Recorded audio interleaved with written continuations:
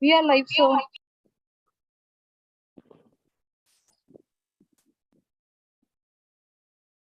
So, hi everyone. Right now, I am in the company of Dr. Darshika, fantabulous student from Davos Medical College in Philippines, a Chandigarh resident, guys, and a student who has secured a superb score of 206 out of 300 in the FMG June examinations. First of all, a huge congratulations, Darshika. Thank you so much, doctor. Thank you so much. I'm really proud of what you have done. She's a user of the eGurukul Advanced Plus pack, guys. And today we are going to dig in deep. We are going to ask her some deep questions like, "Ki, what did you do which actually made you score such a fantabulous score?" So, Darshika, going to you, I want you to tell all the listeners here that when was the time that you thought that "Ki, theek hai, let's get serious for the studies, because every student has their own motivational factors. What was your strategy? How did you start? How did you end up? And again, what was the secret sauce that made you get 206 marks? On to you. Sir, actually, I thought of starting to prepare for FMG in the very first, very first year, but then I really thought that it was too soon. So then I went on till third year end. And then finally in the fourth year, I thought now finally it's time. It's the last year in my college. Now when I have to get back to India, I'll be getting back to India. That will be the time I'll be giving my FMG. So I basically started in the starting of my fourth year. Actually, everyone knows that the last year is the clinical rotations time.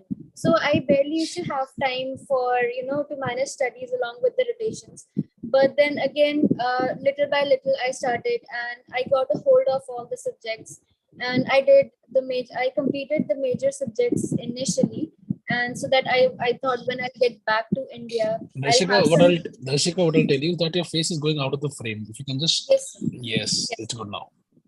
So I thought when I get back to India, that will be the time I'll revise all the major subjects and then I'll stick on for the minor subjects. And I have heard from some students, sir, that leaving minor subjects would be okay.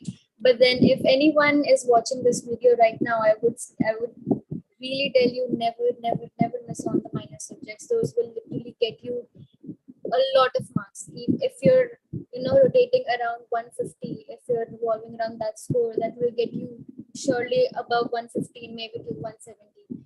So I had a big focus on all the minor subjects.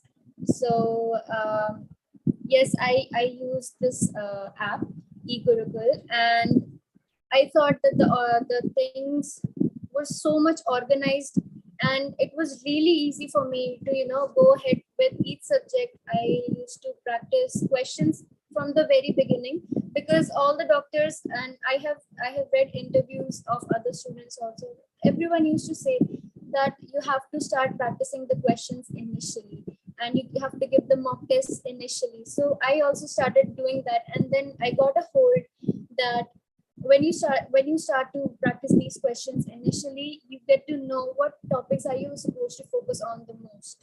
So that's how I did it. That's how I started preparing for it. Yes, so talking about that, like, which were your favorite faculties in the app? Which faculties did motivate you to do better? Always.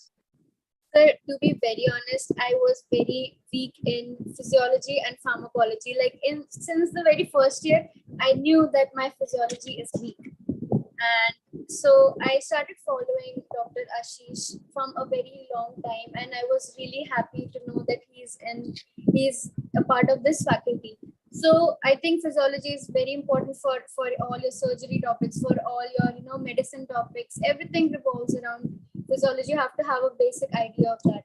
And then the second subject which I used to which used to get to me every time was pharmacology. So Dr. Bhatia, he's like, he made pharmacology so smooth and so easy that, I mean, I literally had so many things on my tips, and even during the exam, although there were few questions in pharmacology, but then I didn't even have to think twice to answer those questions. So for me, these two doctors really motivated me, and they really helped me build my basics. So big hats off to them, and plus all the faculty. I think all the faculty members, they have a very significant history in teaching. So they know the students so well. They know where will we fall, and they always focus on those particular parts. So I love the faculty, and they're great at teaching. They're great at understanding. Thank you so much. I'm sure that will pass on this message to every faculty there. But talking about MCQs, like what was your strategy while solving MCQs? Because I believe personally those are the one of the most important things while you're preparing for any competitive examination, not just FMG. For MCQ, sir, one thing is there are one-liners. One-liners, I don't think there's anything much to think about. If you know the question, you know it. If you don't know it, then you get the rule-out method. Okay, and I think most of the students, they do the rule-out method because we don't know most of the questions. Like in this FMG exam, the first paper, I almost did all the questions with the rule-out method. It was really difficult, the first part. And how I solve the big MCQs, the conceptual MCQs, is obviously I start reading the question from its last line, because that's where the actual question is. That's where they ask you. Sometimes it's like they're confusing you with so many, clinical signs and symptoms and with the lab values, but actually what they're asking is a really tiny thing. So I think we have to first read the last line of the question and then get to the options. So you make up your mind, okay, this particular question is revolving around these things. All right, I got an idea. Now I'll go to the question, I'll read it, and I'll pick the main words. Actually, while reading, you very well pick up, if you are thorough with the syllabus, you very well pick up those words, and then you get to an answer. And even while practicing the Q bank, I thought that the explanation was so up to the point, and even other options were explained in the explanation of those particular. And so the Q bank, I used to do the mini tests, the mock tests, and the subject-wise tests. I think I have solved most of them. I could not complete it. It was really vast, but then it really helped me get through my exam. Man, that's great. I'm sure my academic team is going to call you so that how we and take your inputs of how we can improve our Q bank better. And the Q bank 4.0 that we have launched, we have really worked hard on that, especially on the FMG part. Because I have heard that from many students, I saw through analysis of our faculties of different institute faculties, at this time the question paper was very hard. Was it so? Yes, yes, sir. Actually the first part of the exam was really difficult, and it was majority of the question were from PSM, and the question usually consists of the one-liners. Either you know it, either you don't know it. And so the other type of questions were totally conceptual, like biochemistry, it was about porphyria. And I thought first exam had so much conceptual questions that I think personally rectification can only get you so far. But if you have the concepts with you, it will, you can rule out easily, and you can get to an answer. So that's how I think my concepts helped me to get this score, because otherwise the exam was really difficult. That whole notion that FMG is a one-liner examination, do you think that still holds after this exam? Sorry, sir, can you repeat? So there is a whole notion, even still in students, that FMG is going to be a single liner examination. Do you think that still holds? I really do not believe that one-liners is that's not FMG. FMG is one-liners plus concept-based plus clinical-based. It's almost everything is integrated and very well integrated. They can mix micro with pharma, with medicine, with surgery. 4 things can be integrated in one question. So I don't think just reading the one-liners, just focusing on one-liners is enough. So basics will always stay with you, concepts will always stay with you. So I think we'll have to take a hold of that also.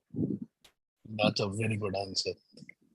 But I'll now move to the next one, which I believe is again one of the most important pillars in preparation. That is the mock test, the grand test. Now, when did you start giving the grand test, and what was your strategy while you gave the grand test? Sir, actually, I started giving the grand test in the month of January. I thought initially when I was studying, okay, I had a focus on that particular subject, cool. But then I thought, let's try giving this mock test. I'll see how much I scored. Initially, I scored 120 something, and that got to me actually. That literally demoralized me a little bit. But then I took it as a negative reinforcement, and then I thought, if I'm focusing on like, I got to know where am I weak. So when I used to solve those questions, I used to already mark those in my notes. Okay, these topics are, they're focusing more on these topics. These are the PYQs. They have come before twice, thrice, 4 times. So that's how I used to mark it. Keep on marking. So by the end of March or April, I got to know कि इन topics में से बार-बार चीजें आ रही हैं.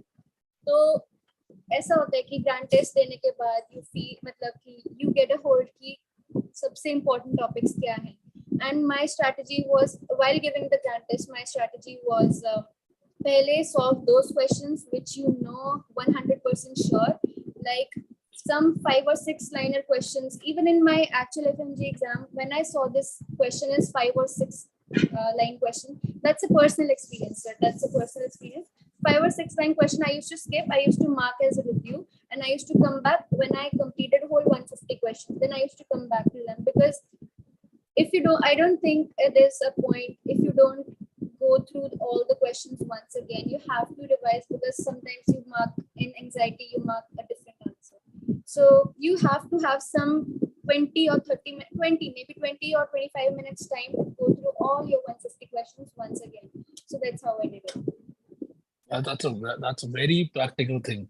This is what I tell my students always, that don't get stuck on a question basically thinking कि मुझे आता है, मुझे याद नहीं आ रहा है. Instead, first go to the 200 or 300 questions, 150 questions, and then come back to that question again. Yes, sir. कि पहले जो आता है वो तो mark कर लो.